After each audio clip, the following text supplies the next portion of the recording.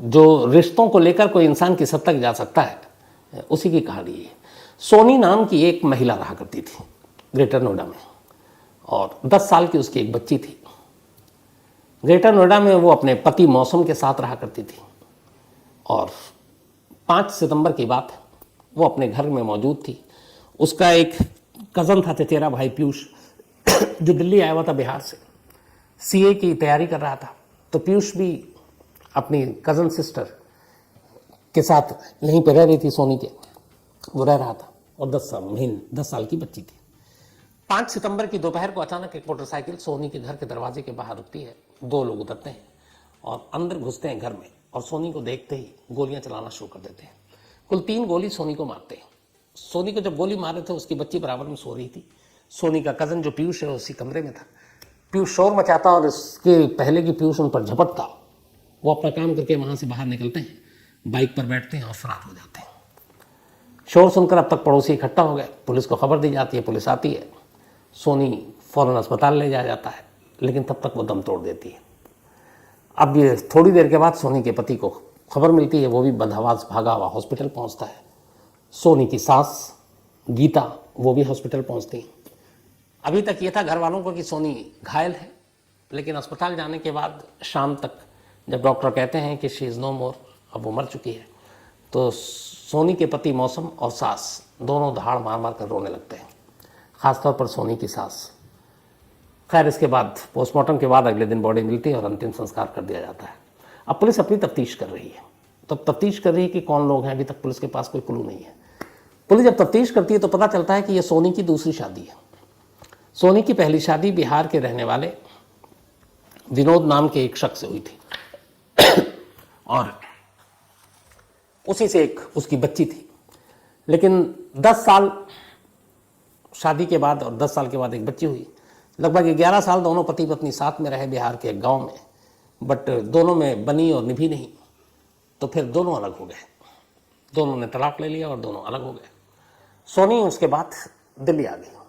सोनी जिस गांव में रहती थी, उसी गांव में गीता रहा करती थी। गीता का एक बेटा मौसम, वो भी अक्सर गांव आना जाना था।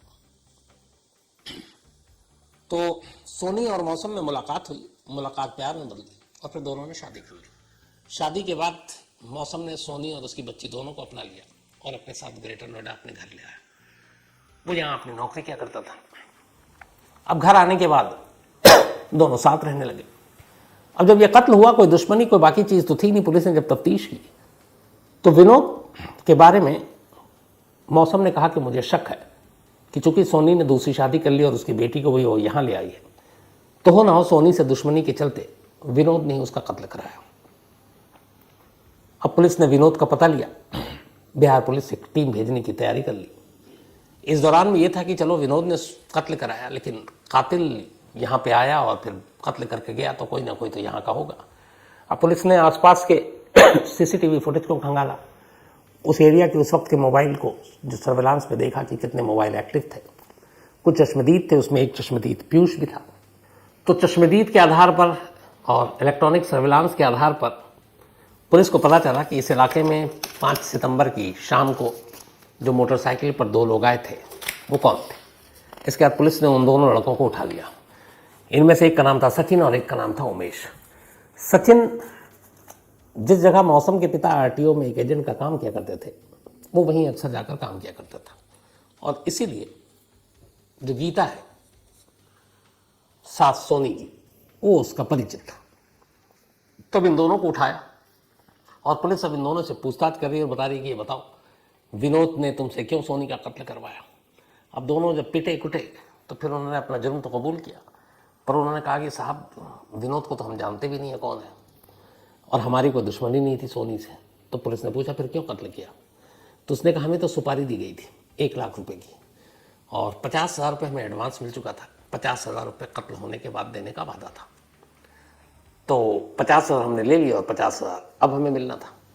तो पूछा कि विनोद ने सुपारी नहीं दी, तो फिर किसने सुपारी दी। अब जब उसने नाम लिया तो पुलिस वाले भी सन्न। उन्होंने कहा हमें सुपारी गीता मौसी ने दी थी। अब जो सचिन था वो चूंकि जानता था, आना जाना था, तो वो गीता को मौसी कहा करता था। तो उसने कहा हमें तो गीता मौसी ने दिए थे, 1 लाख में डील हुई थी, 50,000 उन्होंने हमें एडवांस दिया और 50,000 काम होने के बाद पुलिस को लगा ये कहीं घुमा तो नहीं रहे। लेकिन फिर पुलिस को कुछ चीज़ें कड़ियाँ जोड़ी।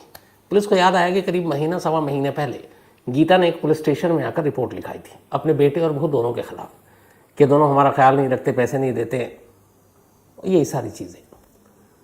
फिर पुलिस को लगा कि ये सवा महीने कंप्लेंट, उसके बाद जब हॉस्पिटल में गीता की मौत हुई तो वो फूट फूट कर रो रही है। और उसके बाद गीता की मौत के बाद से उसके बर्ताव में भी बहुत सारी तब्दीली आई थी। अब पुलिस ने गीता को उठाकर पूछताछ करने का फैसला किया। गीता को उठाया गया, पूछताछ की गई, वो सिरे से उसने नकार दिया। लेकिन फिर पुलिस ने भी अपनी चाल चली। अब वो सचिन और उमेश को उठा कर लाए और दोनों को सामने बिठा दिया और बोला कि अब बोलो। सचिन उमेश ने पूरी कहानी सुना दी। जब कहानी सुनाई तो गीता की पोल खुल गई। अब गीता के पास कोई चारा नहीं था। गीता ने अपना जुर्म एक्सेप्ट कर लिया। उसने कहा हाँ मैंने ही अपनी बहू की सुपारी दी थी। अब पुलिस ने कहा कि सास बहू के झगड़े तो होते हैं, एक दूसरे से बात ना करो, एक दूसरे को कई बार हाथ भी उठा देते हैं, लेकिन एक सास सुपारी दे, ये शायद इस इलाके में पहली बार ऐसा सुनने को मिल रहा है। तो एक तो सुपारी का आइडिया कहाँ से आया और तुमने ऐसी क्या चीज़ हो गई जो बहू के लिए सीधे सुपारी निकाल दी तुमने। तब गीता ने बताया कि जब साल भर पहले मौसम यानी उसके बेटे ने शादी की तो उस वक्त चूंकि उसकी पहली शादी हो चुकी थी, तो जब पहली शादी हो चुकी थी सोनी की तो दूसरी शादी थी और एक बच्ची थी, तो वो इस शादी से एक तो नाखुश थी, लेकिन बेटे की जिद थी, वो खामोश हो गई। फिर जब बेटा उसको अपने घर ले आया तो जब से उसने शादी की उसे अपने बेटे के अंदर कुछ परिवर्तन नजर आया, बदलाव। पहले बेटा उसकी हर बात मानता था, कमाता था तो पैसे उसे ला कर देता था, उसकी छोटी छोटी ख्वाहिशों को पूरी करता था। लेकिन उसने कहा कि पिछले 1 साल में जब से सोनी ने घर में कदम रखा, मेरी हैसियत लगभग कम होती गई, ख़त्म होती गई। वो सारे पैसे अब लाता खर्चे के तो अपनी बीवी के हाथ पर रख देता। वो बीवी और बेटी को बार बार अपना गिफ्ट भी देता, खिलाता पिलाता भी, घुमाने भी ले जाता, और मेरी कदर नहीं करता। मुझे पैसे भी अब कम देता और मेरी इज्जत भी कम करते दोनों। बहू भी मेरा ख्याल नहीं रखती। तो धीरे धीरे मुझे लगा कि मेरी बहू मुझसे मेरे बेटे को छीन रही है, दूर करती जा रही है, और ये बात मैं बर्दाश्त नहीं कर पाई।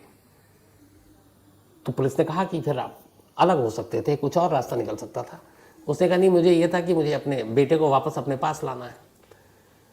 तो सीरियल फिल्मों इन सब चीज़ों में देख रखा था सुपारी नाम की क्या चीज़ होती है। कुछ बदमाश टपोरी टाइप के लोग होते हैं, पैसे लेकर कत्ल करते हैं, इतनी जानकारी उसे थी।